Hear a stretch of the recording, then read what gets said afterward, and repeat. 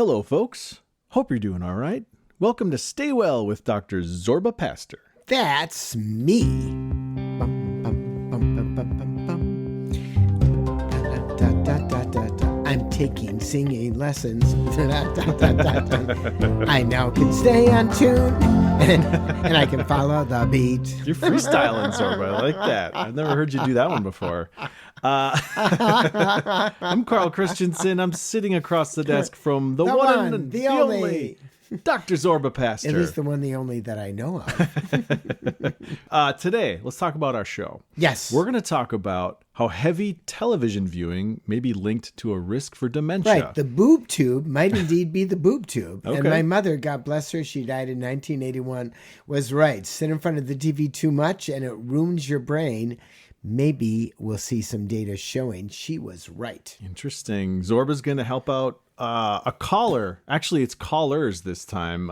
Stay tuned for that. We're doing a little something different with the phone calls today. That'll be interesting. Yeah, it might be it might involve my family. We're going to It does involve your family. You set it up that That's way. That's a tease. That's right. We'll tackle some listener questions, and we're going to hear from my mom, who's still kicking out her mom jokes. That's right. That's right. They're great, too. Yeah. Phone number to call anytime, 608-492-9292. And email me at askdrzorba@gmail.com. The website, drzorba.org. Come to it. It's got lots of neat stuff on it. Become part of our community, our podcast community. Yeah, we'd love that. All right, let's jump right into it, Zorba. There's new research out that links heavy TV viewing to a higher risk for dementia. Right. Well, I find this really interesting study because I do think that social media, TV, computers all play a role. We know that TV is passive. You look at it, you do it to relax, and it's passive. It's different than reading, which takes a bit of work, cognitive work, because you're using your imagination. We know that if you put kids in front of the TV, they will be quiet, but they don't learn very much from the TV, obviously. But we don't always want to learn something when we're watching TV. So I think TV and screens are fine in moderation, whatever that is. But this is a study from the Journal of the Alzheimer's Association, Alzheimer's and Dementia. And it had to do with a long-term study. So 1,700 adults were enrolled in the atherosclerosis risk communities, ARC communities. So they're looking at cardiovascular health, stroke, heart attacks, such and such, et cetera, et cetera. They were generally about 50, 53 years old when they started the study. The study began in 1987 to 1989. Okay. So they've been followed. And during their study, they would ask questions. Do you watch TV? Never, seldom, to very often, a whole bunch of things.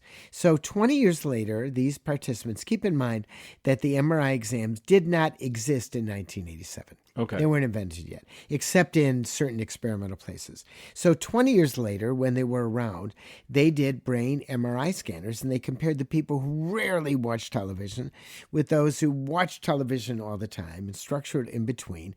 And they found differences in brain volumes in different parts of their brain. So there were smaller volumes in the area associated with memory, and which we know are more vulnerable to Alzheimer's and other forms of dementia. Frequent TV viewing also showed larger amounts of what are called white matter and areas that can damage the white matter that are linked to aging. So in other words, when they looked later on and saw if you watch TV, you had less from a neuroanatomy point of view, there was more aging, more risk for stroke, more cognitive decline, and so on. So these are things that we look at. We don't know what cause and effect is, but they saw this. So people who watch TV a lot had smaller frontal and occipital lobe. The frontal lobe plays a role in executive functions such as planning, decision-making, problem solving, and the occipital lobe is actually involved in visual processing. So TV viewing is basically a marker of poor brain health looking at. Now, you may say that's because we're sitting down and sitting, but participants who sat a lot on their job and didn't watch TV did not have these changes. In other words, there's a big difference. So what is the bottom line for this? Well, I think TV is okay. And obviously when we see TV, we're talking about screens. But if you're not engaging in cognitive, pleasurable activities, such as reading, you're losing part of your mind, or maybe you're not exercising part of your mind. Because when you read something, you have to use your imagination. Or when you hear it on Audible, I do have my books on Audible, you have to use your imagination. On TV, everything is given to you, and it is the boob tube. So the final aspect of this is, I can't tell my mom. She died in 1981. That she was right. And she was right. And she developed her Alzheimer's in 1986. And the TV was always on in our house. So maybe that was part of it. But the other part of it was probably she smoked 2 packs of cigarettes a day. Okay, there's that. Yeah. Yeah, there's that. She had it all going on. And then she was born in 1913, so she didn't have the benefit of all the things we have. And Sure. she had diphtheria at a young age because there was no immunization, and almost died from meningitis of diphtheria, which is why I am always pro immunization, which is why whenever I get a chance to say, get immunized, I will say it. If you have a question for the good doc, you can call this phone number anytime. Anytime. You say the number. Yeah, 24/7. 24/7. And we will not 24/7. We will not pick up 24/7. 608-492-9292. Easy to remember. 608-492-9292. And remember, you can email me at askdrzorba@gmail.com. Spell it out, Ask Dr. Zorba, that's my name, at gmail.com, and come to our website, drzorba.org. O-R-G. All right, Zorba, let's use that phone now. Let's use the hotline. And we're going to try something a little different today. We're going to try so I was recently at a family reunion at my parents' lake cottage up in northern Minnesota. And some of my family is actually still up there right now. I had to come back to do this podcast. Okay. But yeah. I don't know what they're going to say. Let's do a rapid fire. I don't know what they're going to say about you either. We'll see. That might be one of their questions. Yeah, we'll see. We'll see where this goes. We've never done anything like this before. This is I'm calling it the Family Reunion Rapid Fire. Got it. And we're just going to, some of my family members, I got cousins, I think my dad might be involved in this. I'm not even sure what's going to happen here. Anyways, who's going first here, family? Tom. All right, this is my dad. This is Tom. He's up there in northern Minnesota. And I know Tom. Yeah, you've talked to my dad. Go for it, Tom. What's your question? Okay. Hello, Zorba and Carl. I have a question about rooster comb injections. Some people I know have tried this for arthritic knee joints. Right. Rooster combs. Well, it turns out that the derivative, there's something called hyaluronic uric acid, but it's called Synvisc, and it goes into the joints, and it's made by rooster cones. So when it's in an injection form, it turns out rooster combs have meaning. But if you go out and you chop a chicken's rooster's head off and try eating the cone, it's not going to do the same thing. People I know seem to have had mixed results. Some it say is. just the sight of that long needle alone was scary enough. It is scary, and some it works, and some it does not work. And welcome to medicine. That's the way it goes.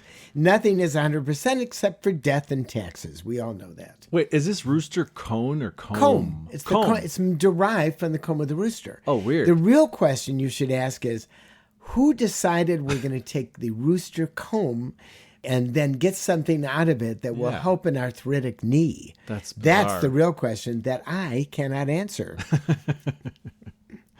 Dad, did that answer your question? I think so. So do you recommend it? Yeah, I do. I recommend people try it. Yeah, it's good for end-stage arthritis before they end up getting any kind of a knee surgery. Yes, some people it works long term. Okay, very good. That helps. Thank you. Thank you. All right. Next question. I told you, folks, rapid fire. All right, who's next? Which one of my family members is next? Okay, this is Allison. Hey, Allison, this is my second cousin once removed, I believe. Second cousin once removed. Or first we won't cousin go once through removed? what that means. Or first cousin. Don't remove me. Yeah, don't remove her. So what's your question? Does drinking alcohol attract more mosquitoes to bite you?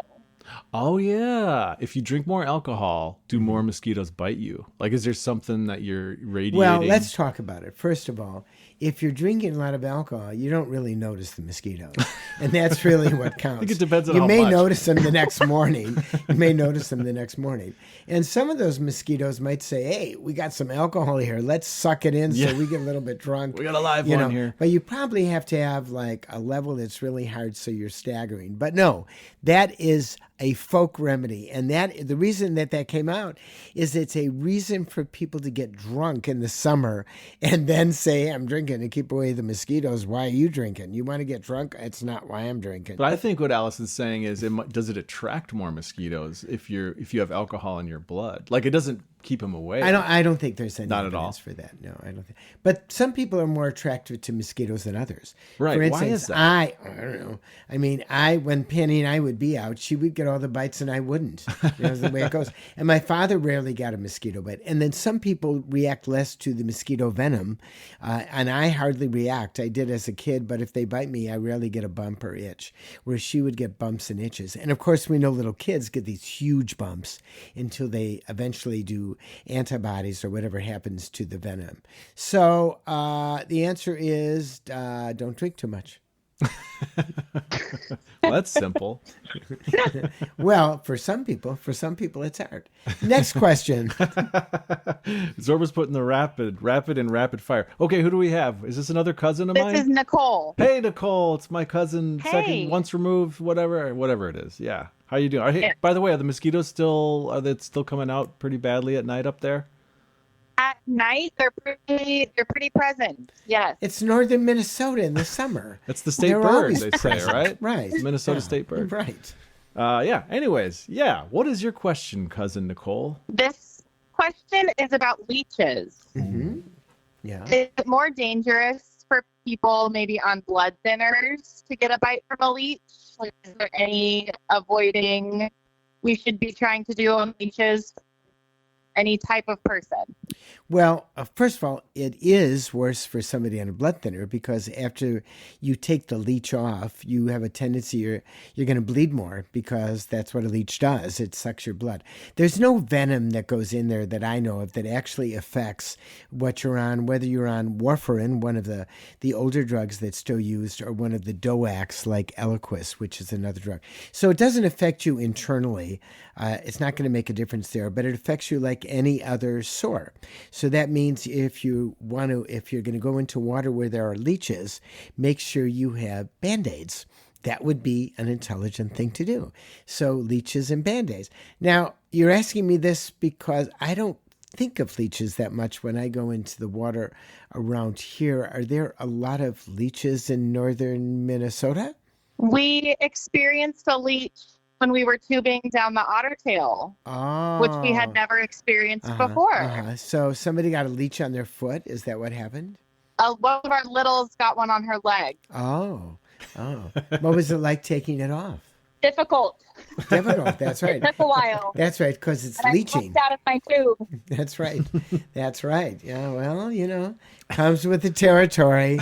Comes with the territory. I heard there was some salt involved maybe later on, or was that with somebody else, Nicole? I think that was somebody else. We just had to yank it when we were in the middle of our float. That's actually what you have to do. You have to say, damn leech, put your hands down and rip it out. Pull it off. And if they're on a blood thinner, you might have to end your float because it might start to bleed. And that bloody water will attract other leeches. Is that true? Of course, they're looking for blood. Wow. Put blood in the water and they'll start jumping into the tube. Yeah. Of course. Oof. You never saw that? No. Go to YouTube. Put down leeches. Find out what you see. I don't think I want to do That's that. right. No, it's kind of disgusting. Well, I know You can piranhas imagine. and sharks go for Well, blood. I didn't realize. I don't. They don't have those in the Midwest. No. They don't have them lakes. So that's Florida stuff. I stay away from that. Well, thank you, thank you for your update. Thank you. Yeah. Any other questions for my family up in the cabin up north? We had one more back to mosquitoes. Are there any vitamins or supplements you can take to make yourself less tasty to mosquitoes? Well, that is an old question. It used to be thiamine that you take in large doses will change your sweat. And we used to do that. Old Dr. Kellogg, who was a pharmacist, also, and a doctor who I worked with, we had thiamine. I don't remember what the dosage is. You'd have to look it up on Google to see what the dosage is. But there's some people swear that taking thiamine, I think it's twice a day at least, or 3 times a day, will actually change the sweat so they're less likely to bite you, or they're less likely to get an itch to get that. So that's an old folk remedy. I would try that out for sure. I would try it out. We will try that next family reunion. Yeah, you got to do that. That's right. Okay. Well, thank you guys. Yeah, how's it going up Thank there? you. Everyone still having fun? A great time. Yes. Excellent. Yeah. So I've got a question for Catching you. fish I got a question for and you. sitting. I got a question for you. What's Carl like? Uh-oh. What's Carl like? You got it. A joy and a delight. Oh, thanks, Nicole. Thank you. See, You're welcome. She had you to got say good that 'cause we're cussing. That's doing a right, podcast. Because we're live. Yeah, well, exactly. We're not live. We are recorded. You can nix that if you wanted to. I'll Thank edit you, that. guys. Thank you so much. Thanks, you guys. Miss you Thank guys. you. Okay. Bye, Zorba. Bye. If you have a question for the good doc, you can And call. we know you have questions. Yeah. You're listening. You have questions. 608-492-9292. And email me at askdrzorba@gmail.com. Come to the website, drzorba.org. Let's do one of those emails now. Do you want to answer one I of love these? it. I love Yeah. answering emails. All Send right. them, and I will answer them. All right. This is from a listener, George, in Mm-hmm. St. Louis, Missouri. Hi, Zorba. My 85-year-old male friend has low blood pressure, and he is always tired. His doctor advised more coffee and salt for his diet. What do you think? Well, there are a few things. So, first of all, some people who have low blood pressure actually have a type of steroid deficiency called mineral corticoid. It's Okay. called a mineral corticoid. And some of them then actually need to take mineral corticoids to build their pressure up, either by injection or by pill. But they're by pills. So that's it. Now, when it comes to salt, you want to keep track. We need generally only 2,000 milligrams of salt, which is basically, it's not very much salt at all compared to what we get. But if he doubles that to 4,000 milligrams and it doesn't do much, it's not going to do more at 6,000 and 8,000. And that's going to be bad for his kidneys, which regulate his blood pressure. So he may actually need a pill. Caffeine doesn't raise blood pressure. I mean, it really doesn't, unless you're going to have 6 to 8 cups. And I wouldn't recommend that unless, you're working in a big job and you got to keep awake all the time. Yeah. So I would try the salt if it doesn't do much. But his fatigue may not be related to his blood pressure. Some people run a lower blood pressure. So it depends on what the numbers are. My recommendation, number 1, double your salt intake. See if it's different. Get a home blood pressure cuff, an Omron, Omron. They have really good cuffs. Go for the beginning one that's like $35. You don't need a fancy one. Measure your blood pressure before you increase your salt intake. Increase your salt intake a bit. An extra tablespoonful a day would be more than enough. And then see if it makes a difference. If not, go back to your old habit. Talk to your doctor and say, well, my blood pressure is really low. It may not be low, or it may be low, but you've got some numbers there to come home, your home numbers. And that's going to help your clinician make a decision that's right for you as to whether or not you need a mineral corticoid tablet. Okay. I have a follow-up question to that. Okay. And that's why they pay me the big bucks here, because I'm so good at these follow-up questions. You said it I doesn't... thought it's because you're so good looking. Yeah. I'm made for podcasting. You said coffee doesn't raise your blood pressure, but when I go to the doctor and they pull, they do your blood pressure test, a lot of times they'll say, have you had any coffee recently in the Well, last that's because few you probably have white coat hypertension. White coat hypertension is you go in the doctor's office and your blood pressure goes up because you go to the doctor's office. Oh, it's like nervous or stress or Yeah. something. Oh, it's either gotcha. conscious or subconscious. Okay. So take your blood pressure at home. You need an Omron blood pressure cuff. Take it at home and bring it into the doctor's office. Don't have any coffee, before you go in, and see if the blood pressure goes up from your home blood pressure and you have white coat hypertension. I've never heard that that's before. a diagnosis, and they can put it on your chart, which means don't pay attention to his blood pressure in the office. It's Okay. produced by Interesting. adrenaline. Interesting. Well, you worried that they're going to inject you? I don't know. I don't really like going to the doctor. I don't Well, know there's who the does, answer. but You don't like going? I Yeah. do. So I love going to the doctor. why would I do a podcast with a doctor all the time if I don't like going to the doctor? Never thought of that before. Yeah, maybe you're trying to get over your fear. Ooh, yeah, that might be it. You're onto something there. That's a Wisconsin thing. Ooh, yeah. Ooh, yeah. You want to do another email? Yeah, let's do another Okay, one. let's do another one. Why not? This is from DM, who writes, Dr. Zorba, I love the podcast. I would love to cut down on sugar and carbs, but my craving for them is too strong, especially after a meal. Any ideas would be greatly appreciated. Cutting down the That carbs is so and tough. sugar. I That's mean, a lot. I Yeah. mean, that's tough. Is there an easy way to do it? Well, first of all, you could take a GLP-1, and that's an easy way to do it. You won't have as much of a craving for food and carbs. Because So you we lose your know appetite, right? there's a hormonal response that some people have more than others. I mean, do I have a response to sugar? A little bit, but I'm kind of a chip guy. So I'm if a I have chip guy chips, too, I mean, yeah. I'll just eat more chips. Yeah. Why do I do it? I don't know. It's in front of me. I could So eat gotta them all be day. careful. I could just eat it. Yeah, breakfast, lunch, and Yeah. dinner. That would be the chip. I'm definitely more of a chip person chip than a sugar. diet. Yeah. So the reality is that food noise is very difficult to figure out. And I don't really have an answer for it. I tell people, well, try to control this or control that.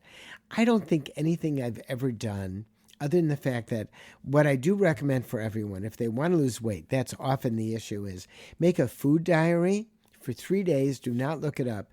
Google or go to ChatGPT and look up all your food and see what it is. By the way, if you keep your food diary on a computer and you go to ChatGPT or Claude, you can just cut and paste, put it in there every day. It'll tell you how much food, what came from the food, the diagnosis of what it is, how much protein, how much carbohydrates. It'll give you a full evaluation of what you're eating, which is really good. So that's really a good way of using AI, because looking it all up on Google is too arduous for most people to do unless you're obsessive compulsive. But getting back to the question is that a food diary may help you. And then, of course, keeping the food that you're going to eat, like candy, out of sight, out of mind.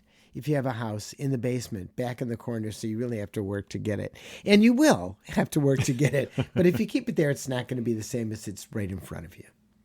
Or buy bad chocolate. Buy the chocolate that you don't like. Say, I've got chocolate, but I don't So you think don't it's very eat it? good. Yeah, you buy bad chocolate, so you start to not feel good about it. Or stale chocolate. Get chocolate, put it in the sun, make it stale so it doesn't taste very good.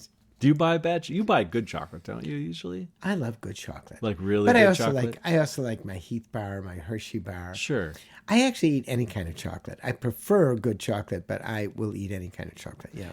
So when we go to like an ice cream place, the one certainty to make sure my wife won't try to eat my sundae that I get, I get Heath bar on top of it. She hates Heath bar. I don't know Heath why. bar. Toffee, Well, she hates it. So She I'll hates just it. order that. So you and order that with it's all Heath bar mine. on top. So does she look at you and go, "Oh, Carl"? Can you hear her saying that? Oh, Yeah, Carl. yeah. You said it the right way. Yeah. I'm trying to do an impression of her. All right. Have a healthy living question for Zorba? Just post on our Facebook page. You can email askdrzorba@gmail.com. Come to the website, drzorba.org, or call me at 608-492-9292. Carl, Tell me, Zorba.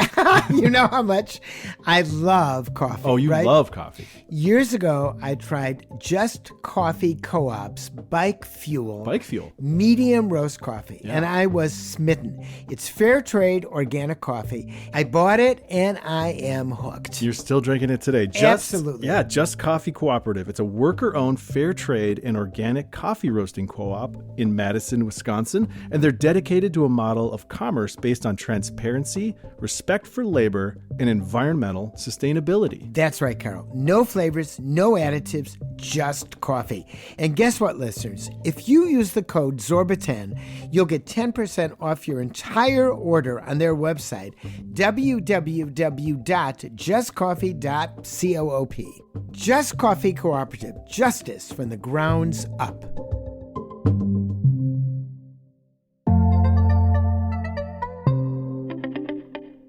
All right, Zorba, we're back here. Coffee, I consider to be a vitamin. It's another vitamin C. There's vitamin C that we know about. Okay. And there's vitamin CO. Oh, C coffee. small o. C. I get it. Coffee. Yeah. And now the Puritans within our society, and let me tell you, there are a lot of Puritans all over the place who say coffee's got to be bad for you because it feels good. Anything that feels good must not be good for you, et cetera, et cetera. Although going out in the sun, enjoying Mother Nature makes you feel good. Coffee makes me feel good.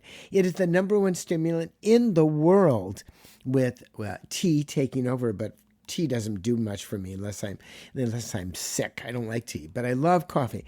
I love different kinds of coffee. I always have 3 or 4 roasts of coffee if I decide I want a darker roast or a lighter roast. And to me, it really does make a difference. And there's been a number of studies that shows it delays or helps reduce the risk of diabetes, that it actually helps heart disease and does not hurt heart disease. So if you've been afraid to try coffee, let your fear go to the wind. And if you want coffee, spend some money and buy some good coffee. You know, I mean, the stuff I used to have when I was in the grocery store at the A&P 8 o'clock coffee, if I try it now, it's like garage. I've seen that brand. That's 8 o'clock coffee. It's like what they used to serve in gas stations in the middle of the night. Yeah. And you know what that tasted like? Not good. Tasted like a gas station. It tasted like a gas truck station. stop coffee. Bitter truck stop coffee. Yeah, That's right. Get some Just Coffee. Good That stuff's coffee good. makes you Good food. stuff. And Just Coffee is great coffee. I use it all the time. Yeah, me too. Me too. You know who loves coffee? My mom. My mom loves coffee. Let me guess. She drinks. This is the wind up for the mom joke. You're on to me. I got it. I'm way okay, too Mom, transparent here. Give it to us. She loves telling jokes. She's still cranking them out. She's got another one set up for us right here. This is Mom Jokes. Mom Jokes. Checked out A River Runs Through It tonight. First time in a while. The cinematography is stellar, of course, but wow, the casting is just top notch. Do you remember that movie, A River Runs Through It? Yes. Robert Redford, right? Yes. Brad Pitt. You definitely get as bad. She liked the casting in that movie. I love it. The casting. It's a fishing movie, folks. She is definitely a punster. Yeah. She could teach punstering, but I think it's a chip in your brain. You got that chip. I have the chip. Yeah, you have the punster chip. I have the chip. You were ready. I could tell from your face you were actually thinking about a pun or something that had chip? to do with this. Well, we were talking about chips earlier. Yeah, I guess that's why I like chips so much, maybe. That's right. I have the pun chip. See, you've got the same. It's that punster brain. I told thanks, you, Mom. advertising is really that's your forefront. That was my major in college, Was it actually. It was advertising? advertising. Never really did anything with it, though. Yeah. But Well, maybe yeah. now you are. Yeah. We this just is talked it. about Just Coffee. Oh, sure. Yeah, I guess we're there. There you go. That works. Thanks, Mom. Keep them coming. Let's do some listener feedback. We love when our listeners let us know what they think about what we're doing here. Good or not so good. I got to say that because, sometimes we get I really like feedback. all feedback is welcome, right? All right. This is a message from a listener in Pullman, Washington, who writes, I'm not thrilled with all the little segments on your podcast, the little segments. I think they're talking about the rapid response episodes, the short little, 4 or 5 minute little blurbs that you do. I think that's what they're talking about. Right. So the calls are longer. Yeah, for sure. Right. So they say, this listener said, just make one podcast per week that is about 30 minutes long. These little blurbs are not effective in delivering your message. Let me respond first on that. Please. I think they might be more effective, these short ones, at delivering your message, because these are the little episodes, the shorties, that you can really talk about, like current events, topical things in the news that are happening, and we can crank them out really fast, and you can respond to things right away. And this is very similar to what I did in the radio station for nearly 35 years. Sure. It was a 1 hour show, and we had different segments, but we had segments throughout the show. So I'm going to continue with this. It is a good point. Maybe every so often we'll do a long podcast on a 30-minute topic that makes sense, but we would have to have a caller in the middle of that To break it so up in a other little words, bit? Yeah, Yeah, you it might wouldn't be do too long. 30 minutes to do that. I would find that boring. You'd have to have a caller or 2 callers that would then chime in the middle to ask questions. Because the way we move material is through what I call infotainment, information in an entertaining form. If it's all listy, nobody's going to listen, and they're going to go to sleep. Why did they go infotainment instead of intermation? Intermation. I think I just answered my own question. Intermation? Yeah, I don't know. I've infotainment been sounds a saying lot better than infotainment. intermation. I don't know if somebody Intermation probably doesn't made sound that good. up. Yeah. Intermation? Doesn't sound as good as infotainment. I wouldn't know what intermation is. Well, it's- Infotainment. Yeah, infotainment. It sounds much better. Sounds like animation. Yeah. Okay, thanks for the feedback. Thank you. It's okay if it's negative feedback. I like We it. welcome all feedback. It's not too negative. No, that was bad. That wasn't bad Not at at all. They can also, that person doesn't have to listen to those little short ones if they don't want to, right? Right. They can listen just to the regular But they're 30-minute listening, ones. so they like the show. At least and they're that's listening. what counts. Yeah, exactly. We want to give people good curated information so they can make a decision for themselves that works. All right, that's great. All right, we got to end this one. What did we learn today, Zorba? We talked about heavy TV watching could be maybe linked to a risk for dementia. We heard from several callers all in one room who happened to be my family up at the cabin at the family reunion. That was fun. You helped out a caller who was tired. You talked about food cravings, heard a mom joke, and we got a little bit of feedback just now. We did. We got a lot we done. We love doing this. We'd love to get those calls. Call us at 608-492-9292. We really like them. Email me at askdrzorba@gmail.com. Spell it out. And go to our website, drzorba.org. And don't forget to stay well.